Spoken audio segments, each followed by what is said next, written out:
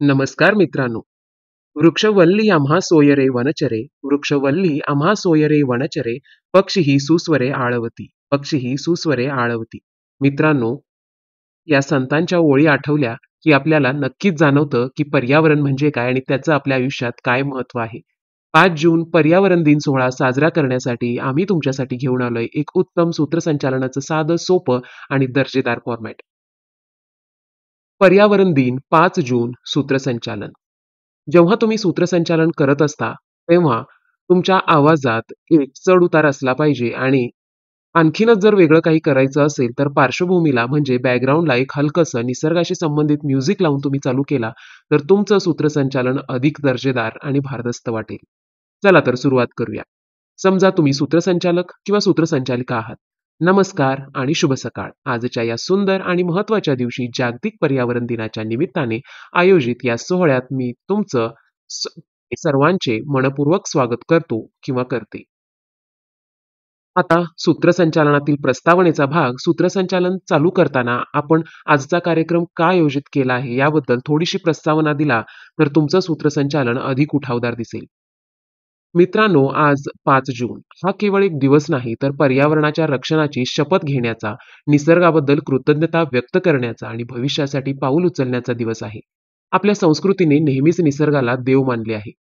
वृक्षवल्ली आम्हा सोयरे वनचरे, पक्षी सुस्वरे आळविती या अभंगातून संत तुकारामांनी निसर्गाशी आपले अतूट नाते सांगितले आहे. आपल्याला हे लक्षात ठेवायला हवे की पर्यावरण आहे तर जीवन आहे, पर्यावरण नाही तर काहीच नाही. हा विचार आजच्या पिढीने आत्मसात करणे अत्यंत आवश्यक आहे. आज आपण इथे केवळ कार्यक्रम साजरा करण्यासाठी जमलो नाही, तर हरित भविष्याची पायाभरणी करण्यासाठी एकत्र आलो आहोत. झाडे लावा, झाडे जगवा, जीवन सुंदर बनवा.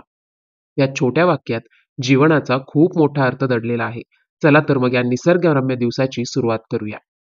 यानंतर सूत्रसंचालनामध्ये जर तुम्ही उपस्थितांचे स्वागत करणार असाल, तर या ओळी तुम्हाला फायदेशीर ठरतील. आता मी या कार्यक्रमासाठी उपस्थित असलेल्या सर्व मान्यवर, आदरणीय शिक्षकवृंद, पालक आणि माझ्या प्रिय विद्यार्थी मित्रांचे मनःपूर्वक स्वागत करतो. आपल्या उपस्थितीमुळेच हा कार्यक्रम अधिक अर्थपूर्ण आणि प्रेरणादायी बनला आहे. येता तुम्ही अंगणी बहरले सुखाचे क्षण, तुमचे स्वागत करिता फुले अंतःकरणातून. आपल्या आगमनाने हा सोहळा खऱ्या अर्थाने पूर्णत्वास जात आहे. निसर्गाच्या सानिध्यात मन होते प्रसन्न, निसर्गाच्या सानिध्यात मन होते प्रसन्न. आपले स्वागत करण्यास आम्ही सदैव सज्ज, आपले स्वागत करण्यास आम्ही सदैव सज्ज. प्रत्येकाच्या चेहऱ्यावरचा उत्साह आजच्या दिवसाचे महत्त्व दर्शवितो. स्वागतम सुस्वागतम, तुमचे आगमन अतिशय आनंददायी. या शुभदिनी हृदयातून तुमचे अभिनंदन. पुन्हा एकदा सर्वांचे सहर्ष स्वागत. या प्रकारे तुम्ही स्वागत करू शकता. यानंतर विशेष उद्घाटन सोहळा याप्रमाणे करू शकता. कोणत्याही शुभ कार्याची सुरुवात आपण शुभेच्छेने आणि सकारात्मकतेने करतो.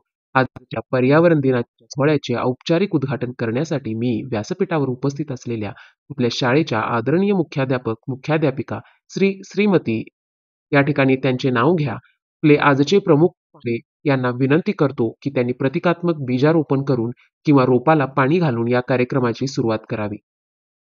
बीज पेरले आज वृक्ष होईल उद्या, बीज पेरले आज वृक्ष होईल उद्या. पर्यावरणाचे रक्षण आपलेच कर्तव्य सदा, आपलेच कर्तव्य सदा. हे बीजारोपण केवळ एक क्रिया नाही, तर एका नव्या आशेचे प्रतीक आहे. एक छोटे पाऊल मोठा बदल घडवतो, एक छोटे पाऊल मोठा बदल घडवतो. निसर्गासाठी घेतलेला प्रत्येक प्रयत्न महत्वाचा ठरतो, निसर्गासाठी घेतलेला प्रत्येक प्रयत्न महत्वाचा ठरतो. आजचे हे उद्घाटन शाश्वत विकासाचे प्रतीक आहे. ज्ञानदीप पेटवून अज्ञान दूर करू, ज्ञानदीप पेटवून अज्ञान दूर करू. निसर्ग रक्षणाची नीत नवी ज्योत देऊ, निसर्ग रक्षणाची नीत नवी ज्योत देऊ. धन्यवाद मान्यवर. आपल्या शुभ हस्ते या सोहळ्याला प्रारंभ झालेला आहे. मित्रांनो, यानंतर जागतिक पर्यावरणानिमित्त तुम्ही काही विशेष कार्यक्रमाचे आयोजन केलं असाल, तर या पद्धतीनं त्याचं सूत्रसंचालन करू शकता. मित्रांनो, पर्यावरणाचे महत्त्व केवळ बोलून समजणार नाही, तर ते कृतीतून आणि कलागुणातून व्यक्त व्हायला हवे. आपल्या विद्यार्थ्यांनी आज काही खास पर्यावरण दिनासाठी विशेष कार्यक्रम तयार केले आहेत. कला ही जीवनाला रंग देते, कला ही जीवनाला रंग देते, तर पर्यावरण जीवनाला आधार. या कलागुणांमधून पर्यावरणाचा संदेश आपल्यापर्यंत पोहोचेल अशी आशा आहे. निसर्गाचे सौंदर्य शब्दात कसे वर्णावे, निसर्गाचे सौंदर्य शब्दात कसे वर्णावे. कलाकारांच्या हातून ते प्रत्यक्ष दिसावे, कलाकारांच्या हातून ते प्रत्यक्ष दिसावे. प्रत्येक सादरीकरण हे पर्यावरणाचे नवीन पैलू उघडेल. शब्द, सूर आणि नृत्य एकमेकास सहाय्य करून पर्यावरणाचा संदेश हृदयात रुजवून. यानंतर आपण पहिला कार्यक्रम घेऊया. सर्वप्रथम इयत्ता या ठिकाणी तुम्ही वर्ग सांगू शकता. ज्या विद्यार्थ्यांनी सादर केलेला पर्यावरण जागृतीवरील लघुपट नाटिका आपण पाहणार आहोत. सादरीकरण झाल्यानंतर खूपच अप्रतिम सादरीकरण, विद्यार्थ्यांनी पर्यावरणाच्या समस्या किती प्रभावीपणे मांडल्या हे सांगणे. त्यानंतर दुसरा कार्यक्रम, यानंतर इयत्ताच्या विद्यार्थ्यांनी सादरीकरण केलेले पर्यावरण गीताचे समूह गायन. सादरीकरण झाल्यानंतर काय सुंदर आणि अर्थपूर्ण गीत होती. आवाजातील गोडवा आणि संदेश मनाला भिडणारा होता. याप्रमाणे तुम्ही तुमचं मत व्यक्त करू शकता. त्यानंतर तिसरा कार्यक्रम आता आपण पाहणार आहोत. यांच्याद्वारे पर्यावरण रक्षण संकल्प प्रतिज्ञा या ठिकाणी होईल. त्या ठिकाणी तुम्ही प्रतिज्ञा सादर करू शकता. सादरीकरण झाल्यानंतर उत्कृष्ट अशा शब्दातून तुम्ही तुमचं मत व्यक्त करू शकता. आपल्या गरजेनुसार कार्यक्रमांची संख्या वाढवा आणि त्याचा तपशील सुद्धा तुम्ही वाढवू शकता. यानंतर वृक्षारोपणाचा कार्यक्रम जर करत असाल तर त्याचे सूत्रसंचालन याप्रमाणे असेल. कार्यक्रमातील सर्वात महत्त्वाचा आणि कृतिशील भाग आता आपण अनुभवणार आहोत. वृक्षारोपण केवळ बोलून चालणार नाही, प्रत्यक्ष कृतीतून आपण पर्यावरणाचे रक्षण करू शकतो. एक झाड लावा, एक जीवन वाचवा. एक झाड लावा, एक जीवन वाचवा. भविष्याच्या पिढ्यांसाठी हिरवीगार वसुंधरा ठेवा. भविष्याच्या पिढ्यांसाठी हिरवीगार वसुंधरा ठेवा. प्रत्येक रोपट्यात असंख्य जीवनाचे स्फुरण असते. झाडे म्हणजे निसर्गाची देणगी. झाडे म्हणजे निसर्गाची देणगी, तीच आपली खरी संपत्ती. चला या संपत्तीचे संवर्धन करूया. वृक्षारोपण म्हणजे नव्या जीवनाची सुरुवात. पर्यावरणासाठी आपली हीच खरी मदत. मित्रांनो, या चारोळ्या, या ओळी तुम्हाला भरपूर टाळ्या मिळवून देतील. मी आता मुख्याध्यापक, मुख्याध्यापिका, प्रमुख पाहुणे आणि काही विद्यार्थ्यांना विनंती करतो की शाळेच्या परिसरात जाऊन वृक्षारोपण करावे. वृक्षारोपण सोहळा पार पडतो. यानंतर तुम्ही परत कार्यक्रमाला सुरुवात करता. धन्यवाद मान्यवर आणि विद्यार्थी मित्रांनो. आपल्या या प्रयत्नामुळे शाळेचे परिसर निश्चितच अधिक हिरवेगार आणि सुंदर होईल. मित्रांनो, यानंतर याच कार्यक्रमामध्ये तुम्ही पारितोषिक वितरणाचा कार्यक्रम घेत असाल तर त्याचे सूत्रसंचालन याप्रमाणे असेल. आता ही वेळ झाली आहे पर्यावरण दिनानिमित्त आयोजित विविध स्पर्धांमधील चित्रकला, निबंध, घोषवाक्य किंवा तुम्ही इतर कोणत्या स्पर्धा घेतल्या असाल त्या या ठिकाणी तुम्ही ऍड करू शकता. विजेत्यांना सन्मानित करण्याची हे केवळ पारितोषिक नाही तर विद्यार्थ्यांच्या पर्यावरण प्रेमाचे आणि जागरूकतेचे प्रतीक आहेत. कष्टाचे फळ गोड असते, यशाची चव चाखावी. कष्टाचे फळ गोड असते, यशाची चव चाखावी. पर्यावरणाचे ज्ञान प्रत्येकाने वाढवावे. या विजेत्यांनी आपल्या कलागुणातून पर्यावरणाचा संदेश दिला. प्रत्येक प्रयत्नाला मिळते एक नवी दिशा.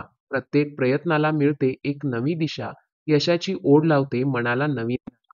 या यशातून इतरांनाही प्रेरणा मिळेल अशी आशा आहे.